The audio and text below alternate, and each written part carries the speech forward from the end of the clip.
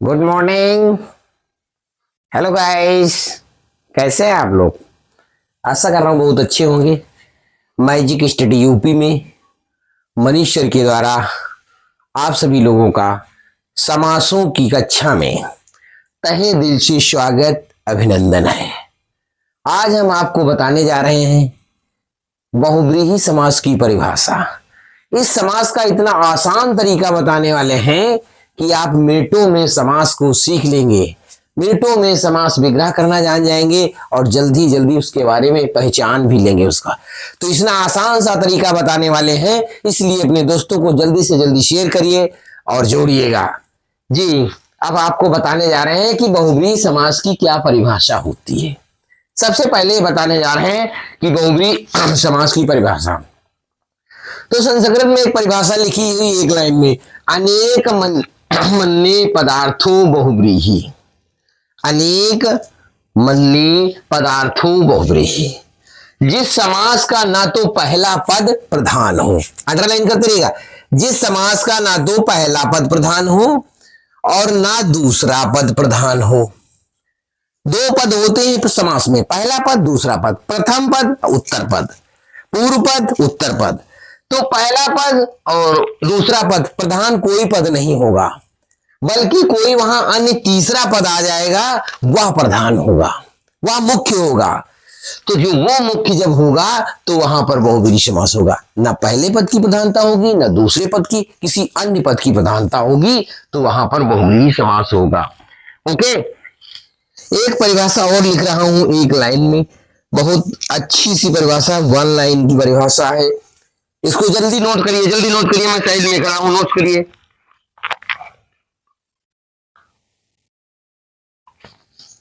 Okay, लिखते रहिएगा, मैं लिख रहा हूं। दो पद जब दो पद मिलकर जब दो पद मिलकर तीसरा पद बनाए। बहुत समझते रहिए, अभी समझ जाओगे।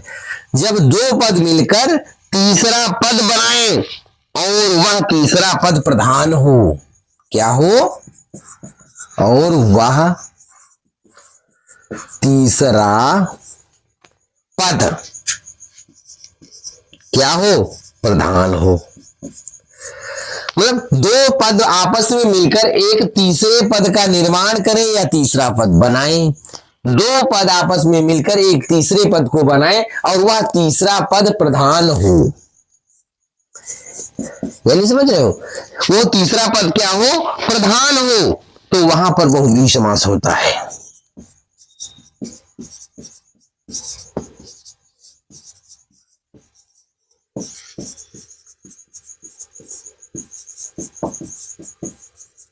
वहां पर क्या होता है?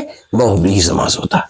पहली परिभाषा ये मैंने लिखी, दूसरी परिभाषा ये मैंने लिख दी कि जब दो पद मिलकर एक तीसरा पद बनाए, दो पद आपस में मिले और इस प्रकार मिले कि सामंजस्य बन जाए उनका, और वो तीसरे पद का निर्माण कर दे, और जो तीसरा पद बनेगा वही क्या होगा?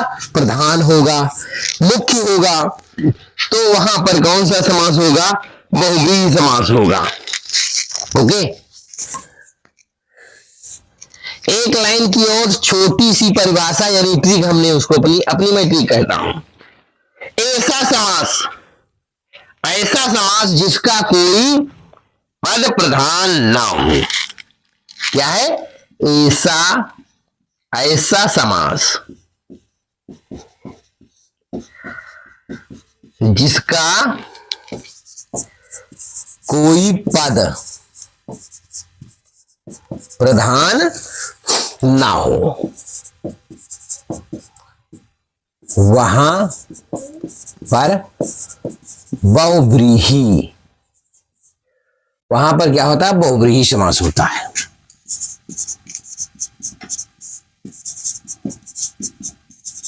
बहुत ध्यान समझिए, ये मेरी ट्रिक है। जहां पर पहला पद दूसरा पद कोई प्रधान नहीं होगा, जिस पंक्तियों में ना तो पहला पद प्रधान हो ना दूसरा, पूर्व पद प्रधान है बे भाव, जिस पद का पहला पद प्रधान होता है बे होता है, उत्तर पद प्रधान होता है, तत्पुरुष दोनों पद प्रधान होते हैं, द्विगु होता है, द्वंद्व होता है, और जिसमें संख्या प्रधान होती है वो क्या होता है, द्विगु होता है। और जिसमें कोई पद प्रधान ना हो, ना तो पहला पद प्रधान हो ना दूसरा पद प्रधान हो, कोई अन्य पद प्रधान हो, तो वहां पर बहुब्रीहि समास होता है। ये मैंने ट्रिक अपनी थोड़ी आसान सी ट्रिक है, लेकिन आप समझ जाओ कि इसमें ना तो पहला पद प्रधान होगा ना दूसरा पद प्रधान होगा, तो वहां पर अव्ययी भाव समास होगा। रेज कर रहे हैं अभी, जब इसके उदाहरण आपको बताएंगे, एग्जाम्पल बताएंगे, तो बहुत आसानी से आप लोग समझ जाएंगे। नोट्स कर लिया सभी लोगों ने? ओके, अब हम बहुब्रीहि समास के उदाहरण आपको बताने वाले हैं। उदाहरण आपको बताऊंगा, उन उदाहरणों को आप हल करते रहेंगे और जिससे आसानी से समझ जाएंगे। मैंने एक शब्द लिख दिया, बी ला, क्या लिख दिया मैंने? विशाल। लिखो विशाल लिखो, चलो ठीक है, वो नहीं हो पाएगा। विशालाक्ष।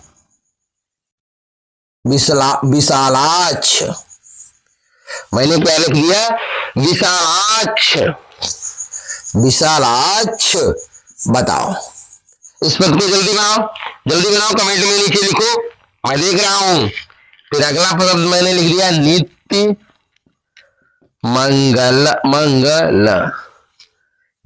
मंगल। अगला पद मैं लिख रहा हूं, हरिदास। इसमें समास बताते रहिएगा, जो समझ में आए बताते रहिएगा।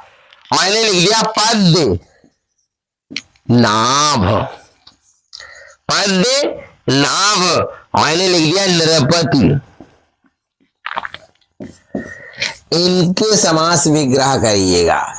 विशालाक्ष, देखो ना तो इसमें पहला पद प्रधान है ना दूसरा पद, कोई अन्य और पद प्रधान होगा तो कौन सा समास हो जाएगा? बोलो, बहुब्रीहि समास हो जाएगा। कैसे? विशाल आंखें वाली। क्या है? विशाल आंखें वाली है जो। कौन है जो? अर्थात कौन है? बोलेगा कोई? सुंदर स्त्री,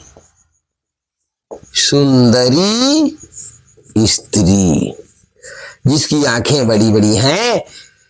पहला पद विशाल है, दूसरे पद आंखें हैं, और जब विशाल आंखों की बात की जाए तो तीसरा पद निकलना जो प्रधान है, कौन? सुंदरी स्त्री। तो इसका मतलब यहां पर बहुब्रीहि समास हो गया। ओके, दूसरा पद है नित्य मंगलम, जो हमेशा क्या है? जो हमेशा क्या करता है? मंगल करता है। जो हमेशा शुभ है,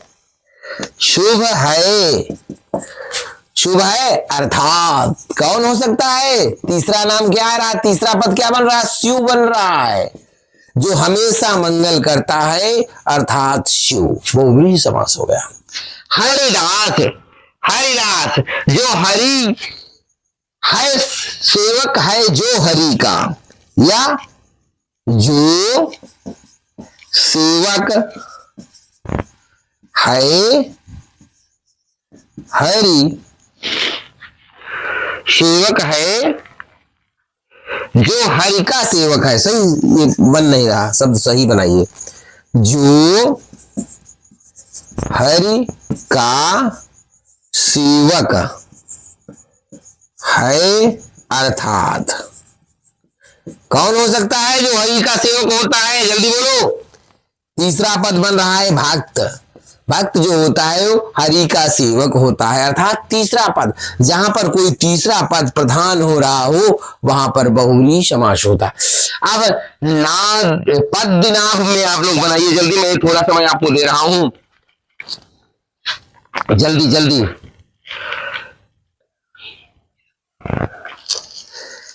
नहीं बन पा रहा तो लिखो, जिसकी नाभ में कमल है। कमल है अर्थात अर्थात कौन हो सकता है? विष्णु। जिसकी नाभि में कमल है वो कौन है? विष्णु है। नृपति, नृपति जो मनुष्यों का स्वामी है। नृपति जो मनुष्यों का स्वामी है, अर्थात कौन हो सकता है? अर्थात जो मनुष्यों का स्वामी है वो कौन हो सकता है? कोई बताएगा? जल्दी बोलो, मनुष्यों का जो स्वामी है वो कौन हो सकता है? अर्थात राजा।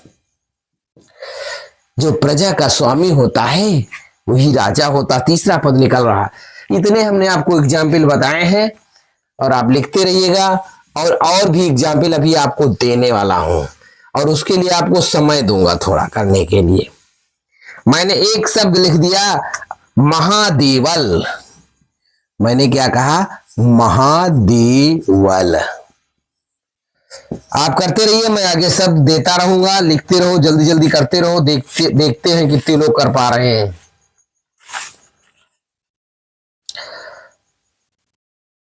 मैंने लिख दिया नील लोचन। बनाते रहिएगा, अभी हम देखेंगे, कमेंट में लिखते रहिएगा। मैंने लिख दिया मेघ श्याम। मैंने लिख दिया पीतांबर, पीतांबर। मैंने लिख दिया लंबोदर। चलो इतने बनाओ, आपको समय दे रहा हूं कुछ। जल्दी बनाइए, जल्दी जल्दी जल्दी जल्दी, समय ना लीजिएगा।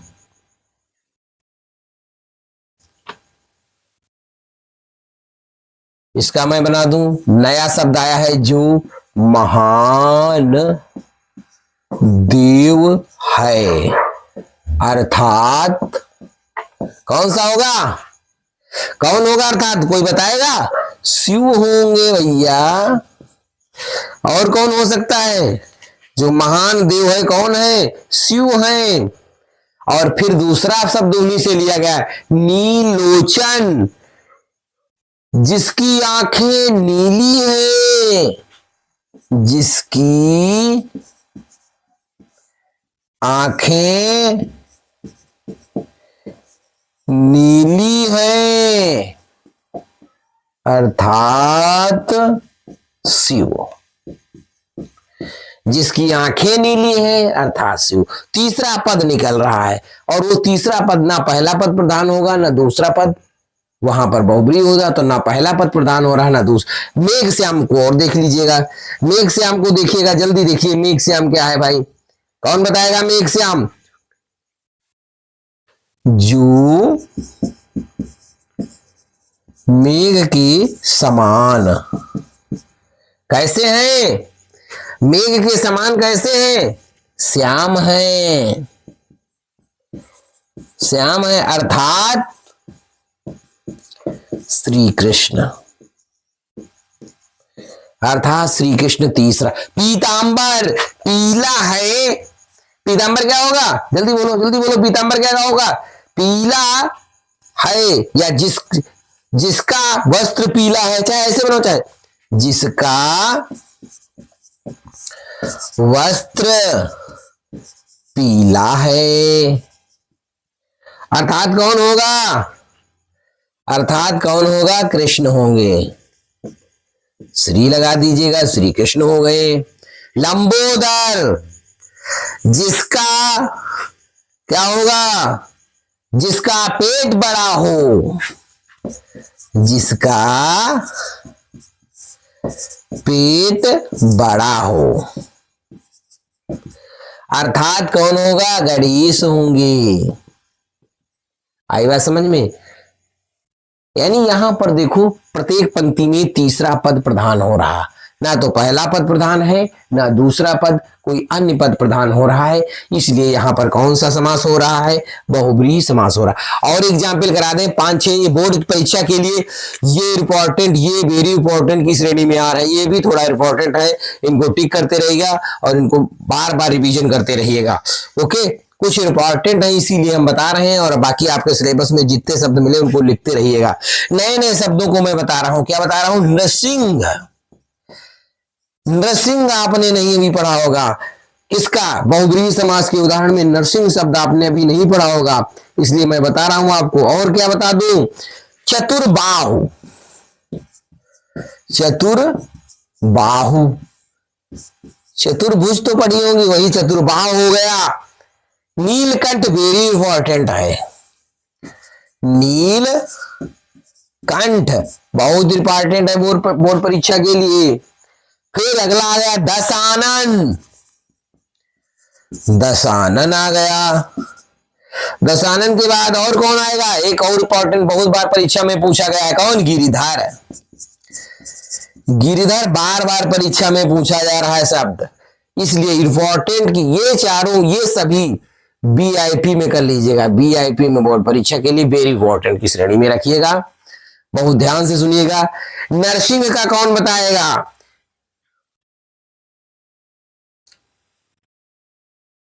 थोड़ा कठिन है ये, जो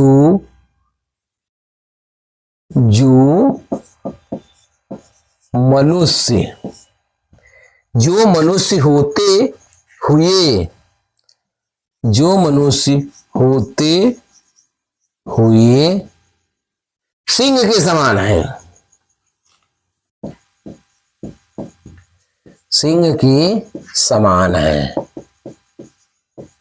अर्थात कौन, विष्णु। कौन हो रहा है, विष्णु हो रहे हैं, क्योंकि नरसिंह अवतार की बात की जा रही है। चतुर्भुज, चतुर्बाहु, चतुर्भुज, तो चतुर्बाहु में 4 हाथ हैं, चतुर्भुज में 4 भुजाएं हैं, तो जिसके क्या है, चतुर्भुज में बताओ क्या बनेगा, जल्दी बताओ, जल्दी बताओ, हम आपका इंतजार कर रहे हैं, जल्दी बताइए। चतुर्भुज में जिसके 4 हाथ हैं, अर्थात कौन हो सकता है, जिसके 4 हाथ है वो कौन है, भाई विष्णु है, विष्णु हो गए। नीलाकंठ है जिसका, नीलाकंठ है जिसका, जिसका कंठ नीला है, चाहे करो चाहे से लिख दो, जिसका कंठ, कंठ नीला है, नीला है, अर्थात शिव, इसीलिए उनको कहा जाता है नीलकंठ।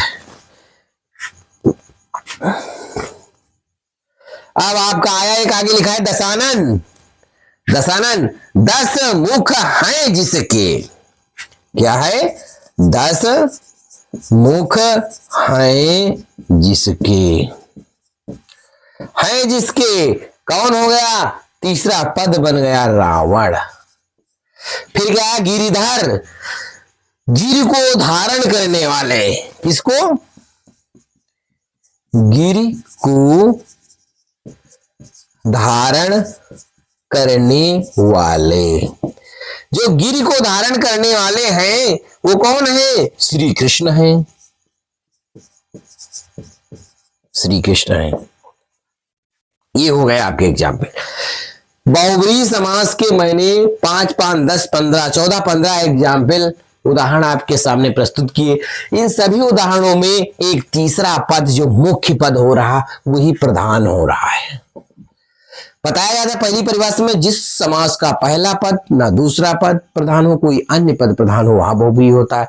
जिस समास में कोई पद प्रधान ना हो, ऐसा समास जिसमें कोई पद प्रधान ना हो, ना तो पहला ना तो दूसरा, यानी तीसरा पद प्रधान हो, वहां भी बहुब्रीहि होता है। और एक परिभाषा हमने शॉर्ट में आपको दी थी, जल्दी बताओ वो क्या थी परिभाषा, कौन बताएगा। 2 पदों को मिलाकर एक नया पद बन रहा हो, 2 पदों को मैंने मिलाया, नर और सिंह को, तो एक नया शब्द बना, और जो नया शब्द बने वो जो है सार्थक हो, उसका अर्थ निकल रहा हो, वही प्रधान हो, वहां पर कौन सा समास होता है? बहुव्रीहि समास होता है। तो आज इन समासों की अंतिम, आज ये समास की लास्ट क्लास थी। नेक्स्ट क्लास सोचते हैं संधि की डालें या फिर और कोई, तो कोशिश कर रहे हैं कि संधि बढ़ाएंगे जो है। और ये क्लास अच्छी लगी हो तो अपने दोस्तों को ज्यादा से ज्यादा शेयर कर दीजिएगा और जोड़िएगा उनको। और अगली क्लास में फिर मिलते हैं। Bye bye.